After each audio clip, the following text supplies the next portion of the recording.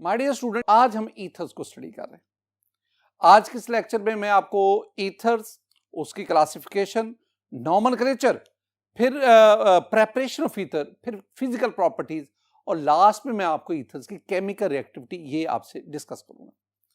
तो पहले एक बात ना जरा आप देखें, the word ether is derived from Greek word either meaning the clear sky और एयर। ये पहली बात, ये मैं आपकी इंफॉर्मेशन के लिए बता रहा हूं कि ये जो लफ्ज ईथर है जिसको हम स्टडी करने जा रहे हैं, ये जो ऑर्गेनिक कंपाउंड्स हैं ईथर्स, ये जो लफ्ज ईथर है ये ग्रीक वर्ड AITHER आइदर से इसको डिराइव किया गया है। और आइदर का मतलब क्या होता है? क्लियर स्काई, या आइदर का मतलब है एयर। अच्छा, क्या मतलब है ये क्लियर स्काई या एयर? माय डियर स्टूडेंट, ये जो ईथर्स है ना, these are highly volatile compounds, और हाईली वोलाटाइल कंपाउंड होने की वजह से they exist in vapour state. Vapours की फॉर्म में, एयर में वेपर्स की फॉर्म में होने की वजह से इनको ईथर्स का नाम दिया गया। The general formula of ethers, अगर मैं ईथर्स का जनरल फॉर्मूला स्टूडेंट लिखूं तो मेरे पास है ROR।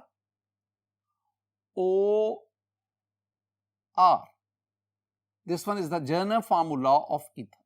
ये जो R है ना, R it may be alkyl, ये कोई अल्काइल हो सकता है, मीथाइल, इथाइल, प्रोपाइल, कोई भी अल्काइल।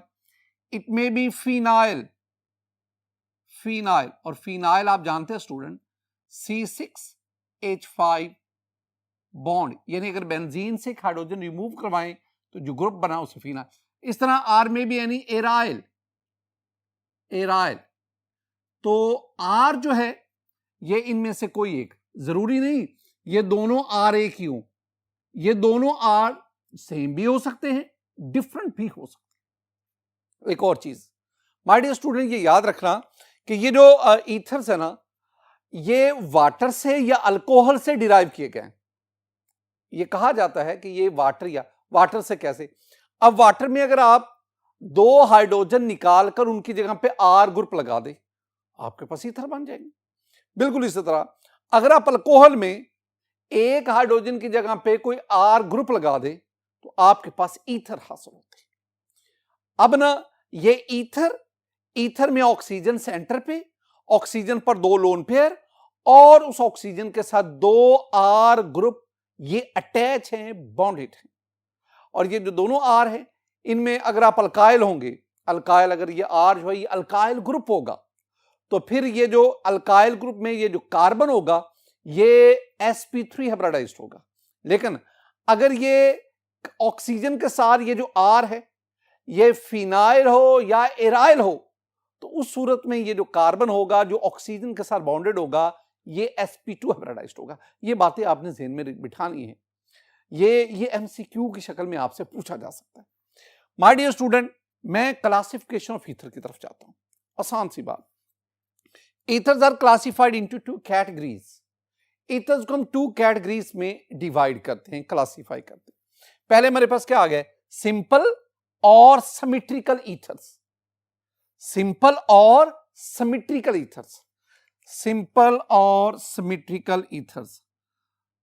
स्टूडेंट इनको मैं लिख सकता हूं, सिंपल या सिमेट्रिकल ईथर को RO, ऑक्सीजन के ऊपर में ये लोन पे दिखा R, यानी सिंपल या सिमेट्रिकल ईथर में क्या होता है, ऑक्सीजन के साथ दोनों ये जो R ग्रुप्स होते हैं ये बिल्कुल सेम होते हैं। यानी अगर इधर मिथाइल है तो इधर भी मिथाइल है, अगर इधर इथाइल है तो इधर भी इथाइल है, अगर इधर फिनाइल है तो इधर भी फिनाइल है। अगर ऐसे ईथर जिसमें ऑक्सीजन के दोनों तरफ सेम अल्काइल या एराइल ग्रुप्स हों, they are called the simple और सिमेट्रिकल ईथर्स। मैंने क्या कहा कि सिंपल और symmetrical ethers which contain two same alkyl और एराइल ग्रुप्स। मसलन ये मेरे पास एक ईथर है, मैं ऑक्सीजन के ऊपर लोन पर, ये आपको ना बताने के लिए ये एक इंपॉर्टेंट पॉइंट होगा जो आगे मैं डिस्कस करूंगा। ऑक्सीजन के दोनों तरफ सेम अल्काइल ग्रुप हैं and these alkyl groups are called methyl groups. अब दोनों तरफ मिथाइल है, अगर इसका मैं कॉमन नेम लूं ना, यानी इस ईथर का कॉमन नेम क्या है, तो it's common name is di methyl ether. क्या कॉमन नेम बना? It's common name is di two methyl ether, di methyl ether. और ये मैंने कॉमन नेम कहा है। अगर मैं योपिक नेम लूं तो this one is called methoxymethane, this one is called methoxymethane. अब ये कॉमन नेम, इसकी क्या बेस है, किस बुनियाद पर हम कॉमन नेम देते हैं, और अयोपिक नेम उसकी बुनियाद क्या है, ये आगे हम नॉमेनक्लेचर में भी डिस्कस करते हैं। तो मैंने कहा कि इट्स अयोपिक नेम इज मिथॉक्सीमीथेन,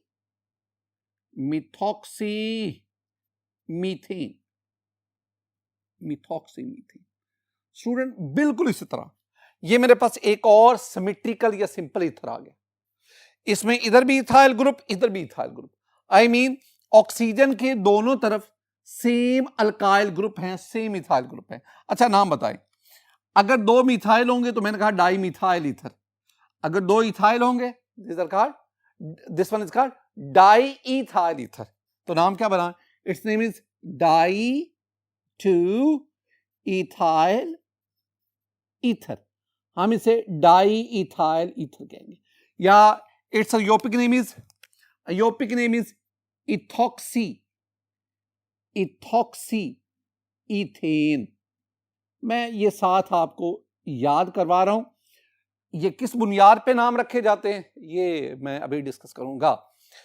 बिल्कुल इसी तरह स्टूडेंट, ये आपके पास फिनाइल ग्रुप, ये आपके पास फिनाइल ग्रुप, ऑक्सीजन के दोनों तरफ सेम अल्काइल ग्रुप है, सेम एराइल ग्रुप है, and this aryl group is phenyl. और नाम क्या बना? Di phenyl ether. It's common name is di phenyl ether. और माय डियर स्टूडेंट, अगर मैं कहूं कि इसका अयोपिक नेम होगा तो phenoxybenzene, this one is called phenoxybenzene. फिलहाल तो याद रखो ना, फिनॉक्सी, फिनाइल से फिनॉक्सी, और दूसरे को मैं बेंजीन कह रहा हूं, फिनॉक्सीबेंजीन। माय डियर स्टूडेंट, मैंने क्या कहा आपसे? मैंने कहा कि जो ईथर्स हैं इनको हम दो कैटेगरीज में डिवाइड करते हैं, क्लासिफाई करते हैं। पहले क्या थे? सिंपल या सिमेट्रिकल ईथर, और दूसरे फिर क्या होंगे? दूसरे होंगे मिक्स्ड और अनसिमेट्रिकल ईथर। सिंपल या सिमेट्रिकल, और दूसरे सिंपल के बजाय मिक्स्ड, यानी जिसमें ऑक्सीजन के दोनों तरफ डिफरेंट आर ग्रुप्स होंगे, और उन मिक्स्ड को हम सिमेट्रिकल की बजाय क्या बोलेंगे? Unsymmetrical ethers. तो आइए उसको देखते हैं। माय डियर स्टूडेंट, दूसरे जो मेरे पास आ गए वो क्या है? मिक्स्ड और अनसिमेट्रिकल ईथर्स। मैं इसमें क्या कहूंगा? मैं कहूंगा ये जो मिक्स्ड हैं, ये जो अनसिमेट्रिकल ईथर्स हैं, इसको मैं शो करूंगा आर ओ, ऑक्सीजन के ऊपर में ये लोन पे आर, और आर के ऊपर डैश। डैश का मतलब भला क्या है? डैश का मतलब है ये दोनों जो आर ग्रुप्स हैं ये डिफरेंट है, तो विच कंटेन डिफरेंट अल्काइल और एराइल ग्रुप्स, जिसमें ऑक्सीजन के दोनों तरफ मुख्तलिफ अल्काइल या एराइल ग्रुप्स लगे हों। अब देखें, ये मेरे पास एक आ गया माय डियर स्टूडेंट, ये आ गया मिथाइल ग्रुप, ये क्या आ गया? Ethyl group. ये मिथाइल और ये क्या है? इथाइल। अगर इसका मैं नाम लूं तो मिथाइल और कॉमन नेम की बात कर रहा हूं, मिथाइल और इथाइल दोनों में से मिथाइल में पहले एम, इथाइल में पहले ई, अल्फाबेटिकली ई पहले आता है, तो हम क्या कहेंगे? Ethyl methyl ether. It's common name is ethyl methyl, और साथ आप ईथर कह दें, इथाइल मिथाइल ईथर। ये तो कॉमन नेम बताया ना, इसका योपिक नेम क्या होगा? Its IUPAC name is methoxyethane. ये जो जिधर जो समाल अल्काइल ग्रुप होता है ना, तो वो बन जाता है ऑक्सीजन के साथ मिलकर मिथॉक्सी, और ये जो लार्ज अल्काइल ग्रुप है it will act as the parent molecule, और इसको हम सफिक्स के तौर पर लेंगे तो आपके पास क्या बनेगा? अयोपिक नेम क्या बनेगा? मिथॉक्सीथेन। और कॉमन नेम क्या बना? Ethyl methyl ether. तो कॉमन नेम हम किस बेस पे देते हैं? अल्फाबेटिकली, ई पहले एम बाद। ये नॉमेनक्लेचर में मैं दोबारा बातें करूंगा। स्टूडेंट ये आपके पास आ गया, एक तरफ इथाइल एक तरफ फिनाइल, तो अगर मैं कॉमन है, इथाइल ई से शुरू होता है, फिनाइल पी से शुरू होता है, तो अल्फाबेटिकली ई पहले आएगा, तो नाम क्या बना, कॉमन नेम क्या बना, ethyl, ethyl phenyl, phenyl ether. एक और बहुत बहुत अहम बात, इसको ना हम ये जो इथाइल फिनाइल ईथर है, हम इसको एक और नाम भी देते हैं, दिस इज कॉल्ड PHENE, फिनिटोल। ये इस नाम से ये ज्यादा मशहूर है, PHENETOLE, फेनिटोल। फीन, हम बेंजीन का जो पुराना नाम था फीन, और उससे से फिनाइल बना, तो it is commonly known as phenetole. बिल्कुल इसी तरह माय डियर स्टूडेंट, अगर आप ये कंपाउंड है, इस कंपाउंड में ऑक्सीजन के एक तरफ मिथाइल ग्रुप है, एक तरफ फिनाइल ग्रुप है, तो मिथाइल है, फिनाइल, नाम तो इसका बना मिथाइल फिनाइल ईथर, या मिथॉक्सी बेंजीन भी हम इसे कहते हैं। Methoxy benzene is its IUPAC name, लेकिन it is commonly known as anisole. आपने याद रखना है ये एनिसोल। अब ये दोनों जो है, यानी ये मेरे पास आ गया एनिसोल, जिसे मैं मिथाइल फिनाइल ईथर कह रहा हूं, जिसे मैं मिथॉक्सी बेंजीन कह रहा हूं, और दूसरा ये मेरे पास क्या आ गया, ये मेरे पास आ गया इथाइल फिनाइल ईथर, और इसका दूसरा नाम मैंने क्या कहा, फेनिटोल। ये याद रखना है आपको। माय डियर स्टूडेंट, यहां तक हमने क्लासिफिकेशन ऑफ ईथर को पढ़ा। अब नॉमेनक्लेचर की तरफ जाए। हम ईथर्स को दो तरह से नाम देते हैं, एक कॉमन नेम्स और दूसरे अयोपिक नेम्स। कॉमन नेम्स के बारे में एक बात याद रखना कि usually ethers are known by their common names. हम ईथर को आमतौर पर उनके कॉमन नेम से जानते हैं, यानी ये वाला जो है ना, ये वाला, इसको हम इथाइल मिथाइल ईथर, इससे ज्यादा जानते हैं। हम इसको मिथॉक्सी इथेन से कम जानते हैं। यानी ethers are usually ethers are known by their common names, और दूसरी बात, IUPAC names are not common as they are difficult.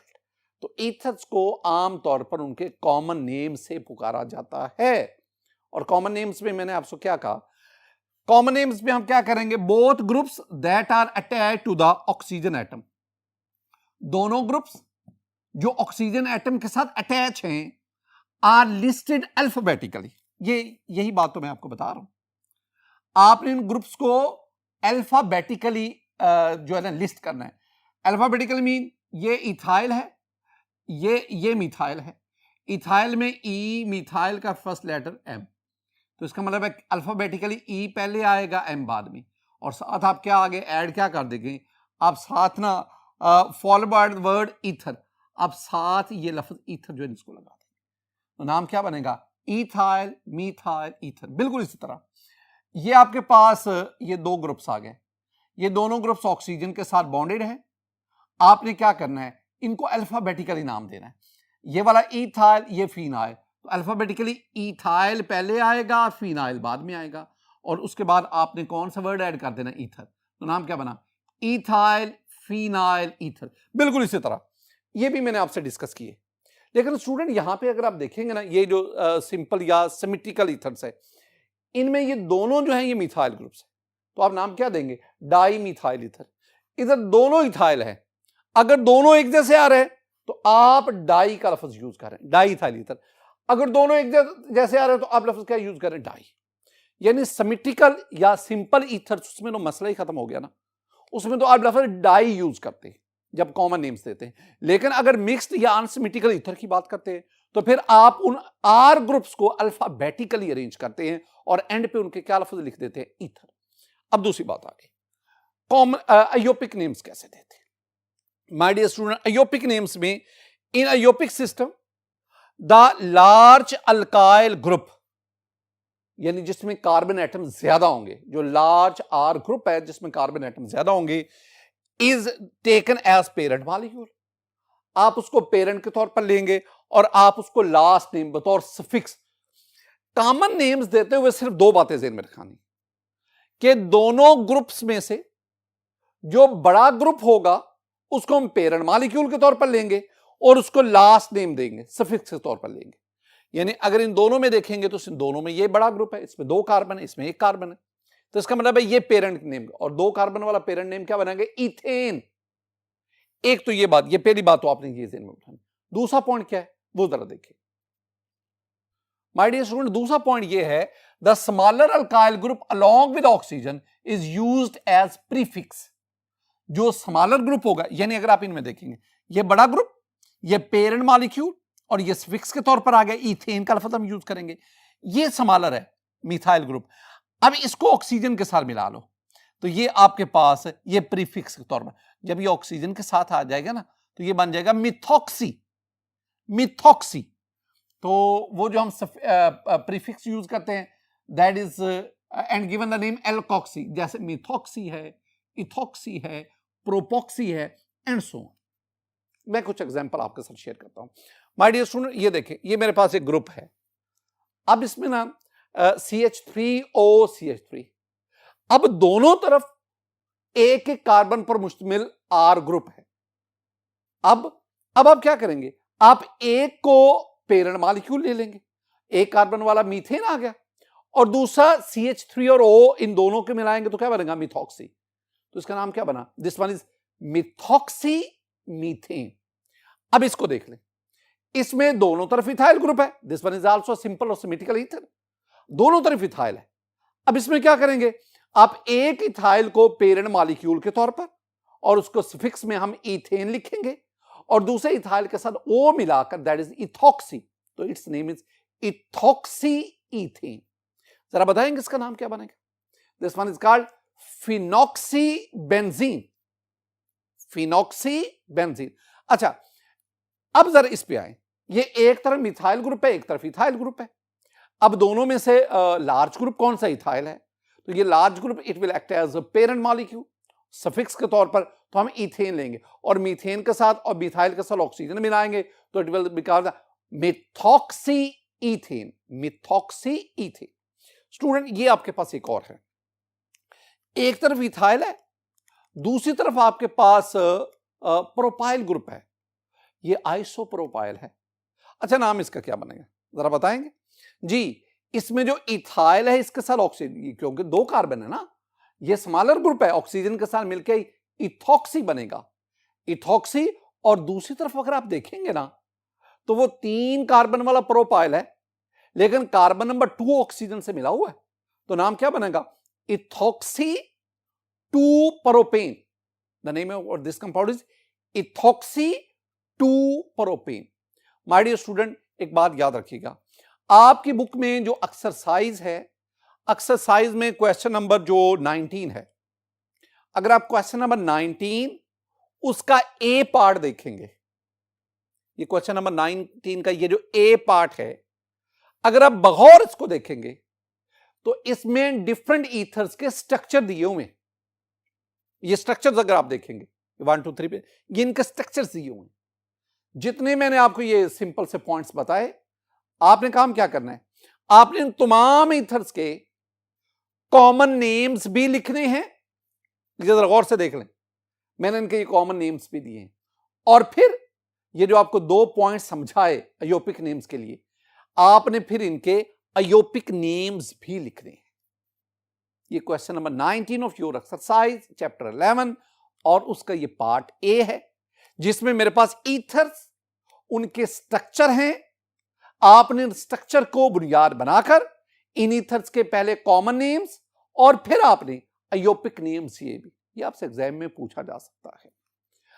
इसी क्वेश्चन 19 का पार्ट बी जो है स्टूडेंट, अगर आप इसमें देखेंगे ना, इसमें नाम दिए गए हैं, ये आपके पास मुख्तलिफ ईथर्स के नाम दिए हुए हैं। आपने काम क्या करना है, आपने ईथर्स के नाम को लेकर इनसे उनका स्ट्रक्चर ड्रा करना। तो आपको ये सब के सब, ये जो सारे नाम हैं और उसकी बेस पे ये जो इनके आगे स्ट्रक्चर हैं, लिखना कोई मुश्किल नहीं है, बिल्कुल आसान है, आपने इसकी प्रैक्टिस करनी है। माय डियर स्टूडेंट, ये मेरे पास थे सिमेट्रिकल अनसिमेट्रिकल ईथर्स। मैं एक और भी चीज आपको बताना चाहता हूं, we have the cyclic ether, these are cyclic ethers. जरा देखो, पहला ये जो साइक्लिक ईथर है ना, this one is called oxirane. Oxirane, oxygen और ये जो दो कोने हैं यहां पे CH2 this one is the oxirane. अगर आप इस ईथर को देखेंगे this one is called oxetane. अब ये एक ना स्क्वायर टाइप लग रहा है, यानी इसमें एक कॉर्नर पे ऑक्सीजन है, बाकी जो तीनों हैं वहां पे CH2 है, और ये आपके पास oxolane. This one is also called THF, tetrahydrofuran. बिल्कुल इसी तरह ये मेरे पास एक और आ गया ऑक्सेन। ये आपके पास साइक्लिक ईथर्स, मैंने आपके उनके कॉमन नेम, ये सिर्फ और सिर्फ आपके इंटरेस्ट के लिए, आपको बताने के लिए कि साइक्लिक और फिर जो पहले वाले ये जो साइक्लिक ईथर्स है ना, ये हीट्रोसाइक्लिक फॉर्म, ये हीट्रोसाइक्लिक कंपाउंड्स, उनमें भी इनको कंसीडर किया जाता है। माय डियर स्टूडेंट, अब हम आगे बढ़ते हैं। Preparation of ethers. ईथर की प्रेपरेशन के वैसे तो कई मेथड्स हैं, लेकिन कई मेथड्स हैं, हम पीछे पढ़ के भी आए हैं। वो आपने पढ़ा नहीं था कि जब हम अल्कोहल उसकी डिहाइड्रेशन करवाते हैं with the help of concentrated sulphuric acid, तो फिर 140-180 डिग्री सेंटीग्रेड पे आपके पास वो अल्कीन और फिर ईथर हासिल होता है। और भी कई हम जो है रिएक्शंस पढ़ते हैं। हमारी टेक्स्ट बुक में ईथर्स की प्रेपरेशन के दो मेथड्स हैं, जरा देखें। पहला bye Williamson synthesis, very important, बहुत अहम मेथड है, मैं एग्जामिनेशन पॉइंट ऑफ व्यू की बात कर रहा हूं। विलियमसन सिंथेसिस में आप क्या करते हैं, आप अल्कोहल लेकर उसको मेटेलिक सोडियम के साथ रिएक्शन करवाते हैं, आपके पास एल्कोक्साइड बनता है। अल्कोहल, ये मेरे पास अल्कोहल है, this one is ethyl alcohol. अब इथाइल अल्कोहल जो है ना, इसका सोडियम से, ये मेटेलिक सोडियम है, जब रिएक्शन करवाएंगे स्टूडेंट, अब आप इसमें देखेंगे ये आपने दो इथाइल अल्कोहल, ये इथाइल अल्कोहल, एथानॉल, दो एथानॉल ये दो हाइड्रोजन H2 बन के निकल गए, H2 बन के निकल गए, और ये मैं यूं भी शो कर देता हूं, प्लस अब ये C2H5O और Na plus minus, this one is called alkoxide ion and this alkoxide ion is called ethoxide ion. ये हमारे पास क्या बना, दिस वन इज एथऑक्साइडाइन। नाम भी याद रखा करो ना, ये है एथानोल, अल्कोहल है, मेटालिक सोडियम के साथ रिएक्शन हुआ, this one is sodium ethoxide, sodium ethoxide. अब ये जो एथऑक्साइड बना, this one is a powerful nucleophile, ये एक पावरफुल न्यूक्लियोफाइल है। ये सब्स्टिट्यूशन, ये जो रिएक्शन होगा ना, ये वाला, ये SN2 रिएक्शन है, न्यूक्लियोफिलिक सब्स्टिट्यूशन रिएक्शन। तो अब क्या होगा, ये है स्ट्रॉन्ग न्यूक्लियोफाइल। अब ये क्या करेगा, ये अटैक करेगा इस पे, ये ब्रोमीन यहां से निकल जाएगा, ब्रोमीन सोडियम के साथ मिलकर NaBr बन जाएगा, यानी ये सोडियम ब्रोमीन के साथ मिलेगा, NaBr बन गया। और ये जो एथॉक्साइड है, ये इसके साथ एक और, यानी एक और इथाइल ग्रुप ऑक्सीजन के साथ मिल गया। पहले एक इथाइल है C2H5O और एक और आ गया C2H5, और ये आपके पास, और सारी सोडियम ब्रोमाइड बना NaBr। My dear student, this one is the ether and this is called diethyl ether. आपने इतना ही याद करना है जो हमारी बुक में दिया है, मैं अब इसके मैकेनिज्म वगैरह उसको डिस्कस नहीं कर सकता। दूसरा आपके पास है reaction of alkyl, RX mean alkyl halide, with dry silver oxide, यानी heating the alkyl halide with dry silver. Dry को मैंने ना ज्यादा प्रोमिनेंट किया है, इसका मतलब है, मकसद है इसका। तो जब आप alkyl, this one is alkyl halide, this one is ethyl bromide, silver oxide, और क्या लिया है, ड्राई। जब लेंगे तो स्टूडेंट आपके पास क्या प्रोडक्ट बनेगा। प्रोडक्ट बताने से पहले ना मैं यही रिएक्शन आसान तरीके से आपको समझाता हूं ताकि आपको याद रहे। देखो, ये आपके पास ना अल्काइल हैलाइड के दो मॉलिक्यूल्स हैं, RX, और नीचे भी मैंने RX लिख दिया, प्लस Ag2O सिल्वर ऑक्साइड। अब होगा क्या कि ये जो दो सिल्वर के एटम्स जो हैं, ये दो X के साथ, हेलाइड के साथ मिलकर ये आपके पास 2AgX बन गया, और ये R उस ऑक्सीजन, फिर R, ये आपके पास क्या बना, ROR। मसलन ये जो मैं आप रिएक्शन समझ, आप ना C2H5Br, I mean you have 2 molecules of ethyl bromide plus Ag2O. अब ये जो Ag2 दो सिल्वर हैं, ये दो ब्रोमीन के साथ मिलेंगे, एक सिल्वर एक ब्रोमीन के साथ, दूसरा सिल्वर दूसरे ब्रोमीन के साथ, तो आपके पास 2AgBr बने। और ये जो C2H5 है, ये इस ऑक्सीजन C2H5, ये ऑक्सीजन, ये आपके पास डाई इथाइल ईथर बन गया। यानी ये इसके साथ मिला तो आपके पास क्या बना, C2H5 O C2H5 प्लस आपके पास 2AgBr बना। अब इसका भी हम ना हल तलाश करते हैं। माय डियर स्टूडेंट, याद रखना ये एंटीटेस्ट की बात है। अगर आप सिल्वर ऑक्साइड लेंगे dry, the product will be ether, this one is the ether, ये डाइथाइल ईथर है, बहुत मशहूर ईथर है डाइथाइल ईथर। तो अगर आप ड्राई सिल्वर ऑक्साइड लेंगे तो आपके पास ईथर बनेगा, लेकिन अगर आप ड्राई के बजाय मॉइस्ट सिल्वर ऑक्साइड लेंगे, मॉइस्ट यानी जिसमें नमी है, जिसमें वाटर कंटेंट्स हैं, तो फिर आपके पास ईथर नहीं बनेगा, फिर आपके पास अल्कोहल बनेगा। क्या बनेगा? अल्कोहल। यानी अगर आप ये अल्काइल हैलाइड लेते हैं C2H5Br और इसका Ag2O सिल्वर ऑक्साइड, एरो के ऊपर H2O लिख दो, H2O मीन मॉइस्ट। अब क्या होगा, अब ये सिल्वर ऑक्साइड इससे रिएक्शन नहीं करेगा, वाटर रिएक्शन कर जाएगा, और जब वाटर रिएक्शन करेगा तो आपके पास फिर ईथर नहीं बनेगा, फिर जो डोमिनेंट प्रोडक्ट बनेगा वो आपके पास अल्कोहल बनेगा। लिहाजा अगर आप ईथर फॉर्मेशन चाहते हैं, अगर आप प्रेपरेशन ऑफ ईथर इसको इंश्योर करना चाहते हैं, तो फिर आपको सिल्वर ऑक्साइड कौन सा लेना पड़ेगा? ड्राई सिल्वर ऑक्साइड लेना पड़ेगा। My dear student, these are 2 methods for the preparation of ethers. ये हमारी बुक में ये 2 मेथड्स दिए गए हैं, इनको आपने याद रखना है। स्टूडेंट, अब हम आगे बढ़ते हैं और हम इसकी फिजिकल प्रॉपर्टीज और केमिकल एक्टिविटीज को देखते हैं। ईथर्स की फिजिकल प्रॉपर्टीज हमारी बुक में जो लिखी हुई हैं, मैं भी अपने आप को उतना ही महदूद रखूंगा। ईथर्स के बारे में, usually ethers are volatile liquids. Volatile liquids, पहली बात आ गई कि ये वोलाटाइल हैं, तेजी से वेपर्स में कन्वर्ट हो जाते, हाईली इनफ्लेमेबल, इनको बहुत जल्दी आग, ये तेजी से आग पकड़ने वाले कंपाउंड्स हैं, and they have low boiling point. ये जो तीनों बातें हैं ना, तीनों बातों की रीजन एक ही है, और वो क्या है? There is no hydrogen bonding between ethers, यानी ethers show no hydrogen bonding. मैं क्या इसकी रीजन क्या बताऊंगा? Ethers have no H bonding with their molecules। तो ईथर मॉलिक्यूल्स के दरमियान हाइड्रोजन बॉन्डिंग नहीं होती। अब hydrogen bonding is a strong intermolecular force.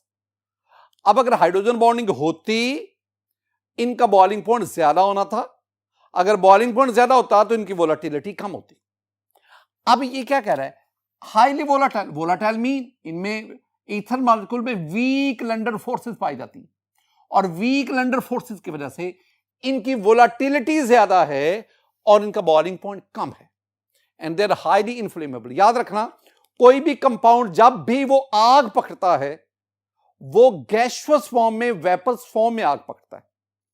Solid में आप कहते हैं लकड़ी को आग लग जाती, भाई लकड़ी जब जलती है ना, तो जलने से पहले जो सॉलिड वुड है दैट कन्वर्ट्स इनटू वेपर्स, और उन वेपर्स को आग लगती है। ये जो हम कहते हैं ना कि ये जो हमारे पास पेट्रोल है, डीजल है, ये आग पकड़ते हैं, ये लिक्विड स्टेट में आग नहीं पकड़ते। हीट मिलने पर दे कन्वर्ट्स इनटू वेपर्स, और उन वेपर्स को आग लगती है। तो कंबस्टिबल मटेरियल वेपर्स फॉर्म में, गैसियस स्टेट में, तब उसको आग लगती है, तब वो फ्लेमेबल होता है। और जितना को आसानी से वेपर्स में कन्वर्ट होता है, उतनी उसकी इनफ्लेमेबिलिटी ज्यादा होती है, उतना वो आग तेजी से पकड़ता है।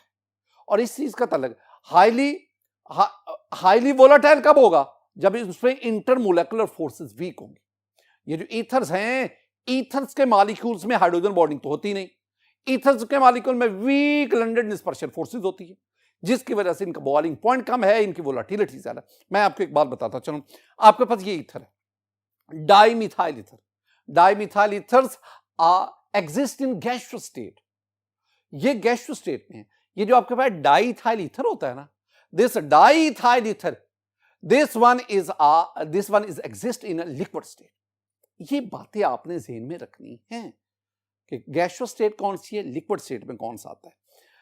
ये जो डाइथाइल ईथर है, इसके बारे में आपको बताता चलूं कि पास्ट में, माजी में, ये जो डाइथाइल ईथर है, it was used as anaesthetic material. ये एनेस्थीसिया में इस्तेमाल होता था। मरीज का ऑपरेशन करने से पहले ये जो डाइथाइल ईथर है, इसकी मदद से उसको बेहोश किया जाता था। ये जो क्लोरोफॉर्म हो गया, क्लोरोफॉर्म के साथ साथ ये आपके पास जो डाइथाइल ईथर है, ये बतौर एनेस्थेटिक इस्तेमाल होते थे। लेकिन ये क्लोरोफॉर्म की निस्बत ये एक बेहतरीन, ये बतौर एनेस्थेटिक कंपाउंड ये इस्तेमाल होता है।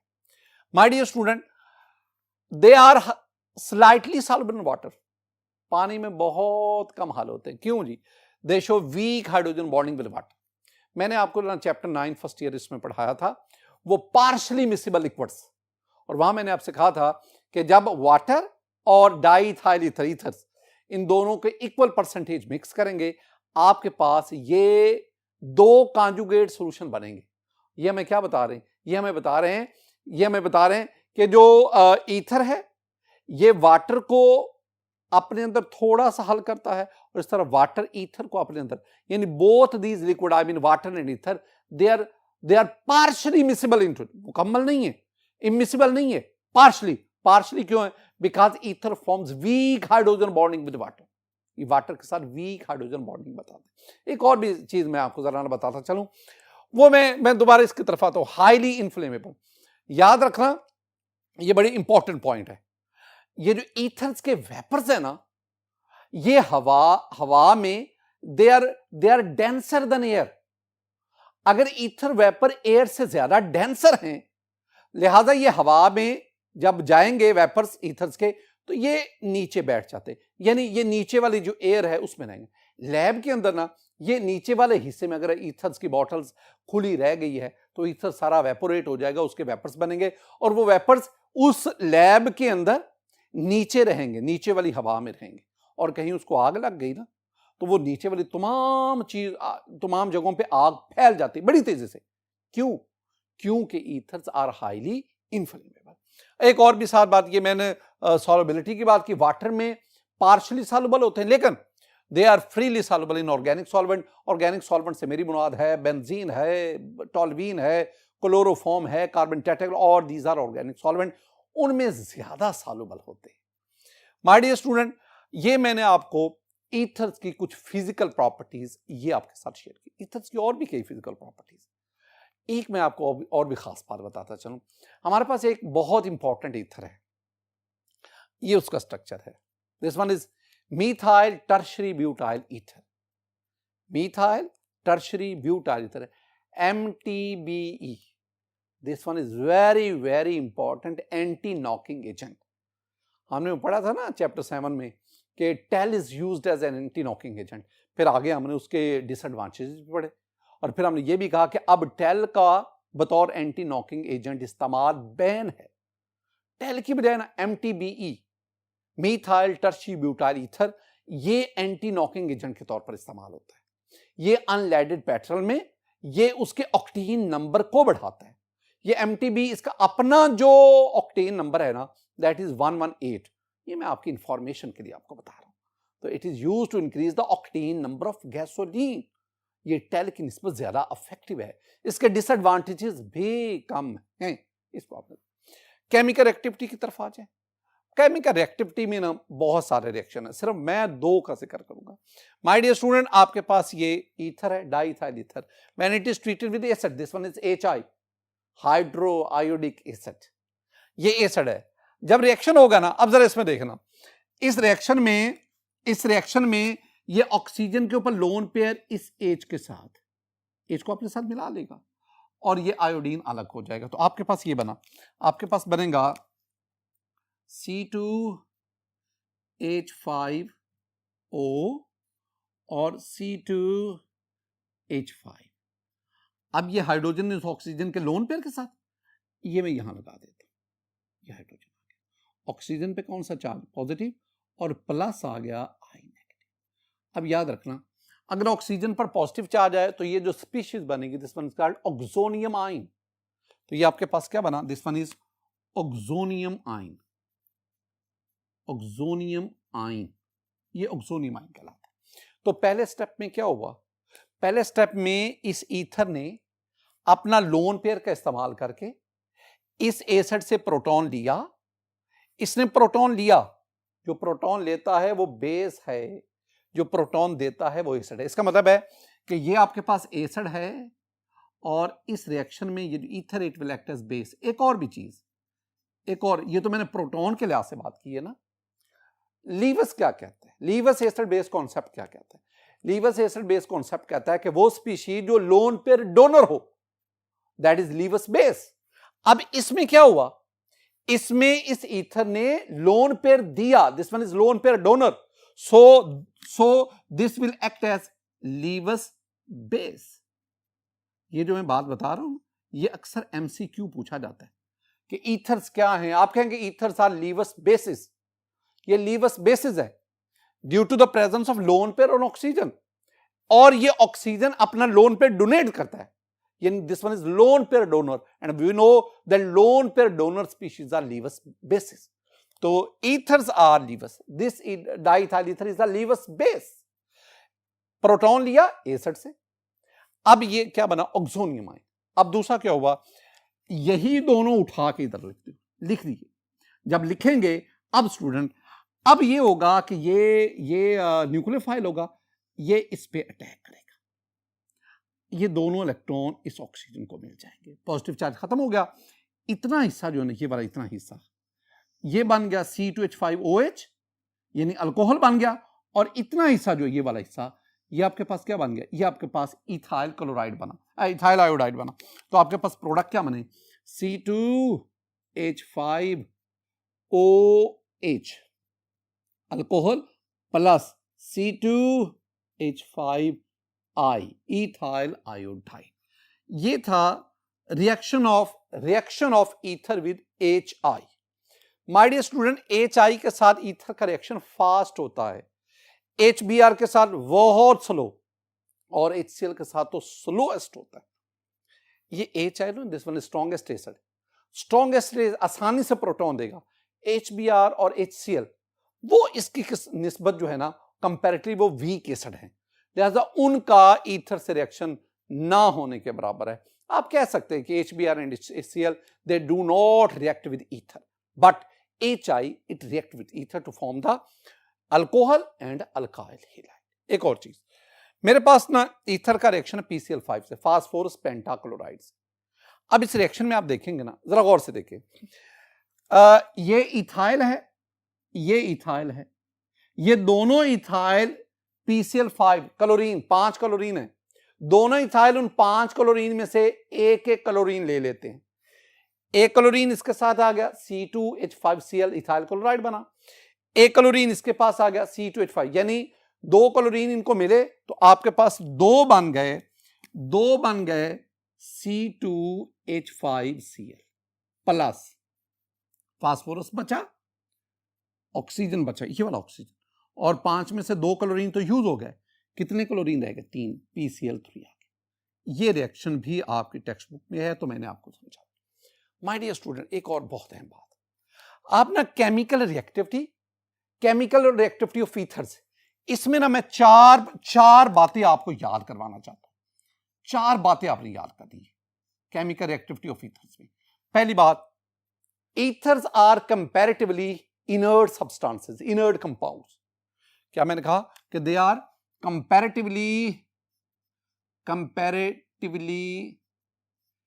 Inert compounds. पहली बात याद रखना, ऑर्गेनिक केमिस्ट्री में 2 ऐसी क्लासेस ऑफ कंपाउंड्स हैं विच आर लीस्ट रिएक्टिव, एक उसमें अल्केन है और दूसरे ईथर्स है।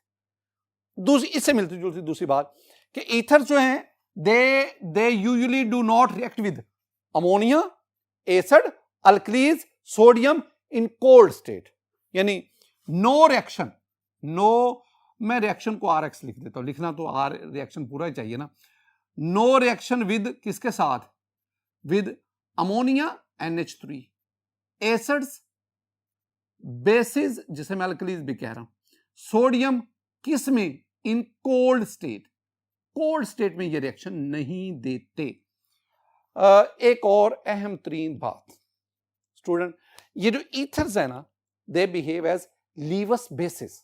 ये आपके पास नंबर 3 पे मैं बात करूंगा, दे बिहेव एज लीवस बेसिस। ये जो मैं बात की है ना लीवस बेसिस वाली, ये लीवस बेसिस वाली मैंने आपसे कहा ना कि ये MCQ पूछा जाता है।